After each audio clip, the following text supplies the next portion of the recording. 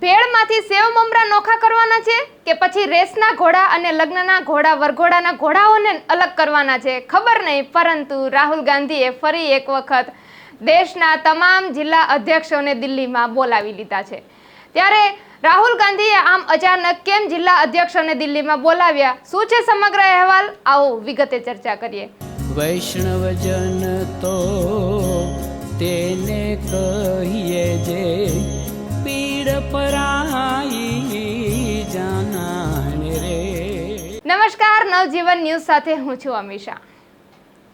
તારીખ 7 અને 8 માર્ચે રાહુલ ગાંધી ગુજરાત આવ્યા હતા અને તારીખ 8 અને 9 એપ્રિલે પણ રાહુલ ગાંધી ગુજરાત આવવાના હતા, પરંતુ તે પહેલા જ રાહુલ ગાંધીએ દેશભરના 700 જિલ્લા અધ્યક્ષોને દિલ્હીમાં બોલાવ્યા છે। દિલ્હીમાં 3 તબક્કે બેઠક યોજાવા જઈ રહી છે। તારીખ 27, 28 માર્ચ અને 3 એપ્રિલે કોંગ્રેસની બેઠક યોજાવા જઈ રહી છે। ત્યારે આ તબક્કે રાષ્ટ્રીય કોંગ્રેસના અધ્યક્ષ મલ્લિકાર્જુન ખડગે, વિરોધ પક્ષના નેતા રાહુલ ગાંધી અને AICC ઓલ ઇન્ડિયા કોંગ્રેસ કમિટીના સંગઠનના નેતા કે.સી. વેણુગોપાલ સાથે મીટિંગ યોજાવા જઈ રહી છે।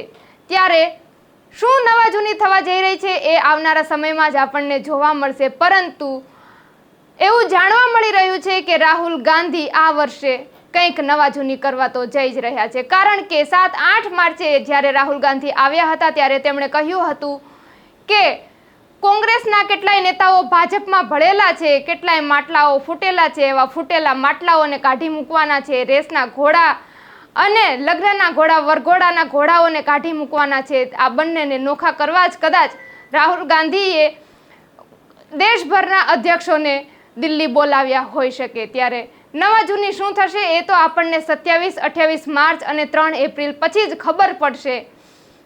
2027માં આવવાની ચૂંટણીની તૈયારીઓ 2 મહિનામાં જ કોંગ્રેસ કરવા જઈ રહ્યું છે। ત્યારે જોવાનું તો એ રહ્યું કે 2 મહિનામાં 2 વર્ષનું કઈ રીતે કોંગ્રેસ ખાઈ લે છે અને આ ખાધા પછી કેટલું પચે છે અને પરિણામ કેવું આવે છે।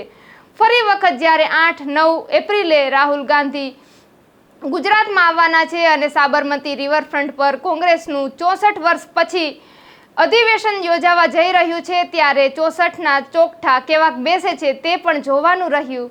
વધુ અહેવાલો અને વધુ સ્ટોરીઓ માટે આપણે મળતા રહીશું। ત્યારે આ અહેવાલના પ્રતિભાવોની અમે કમેન્ટમાં તમારી રાહ જોઈશું। આ અંગે તમારું શું કહેવું છે તે કમેન્ટમાં જરૂરથી જણાવજો।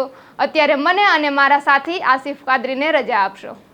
વૈષ્ણવજન તો તેને કહીએ જે પીડ પરા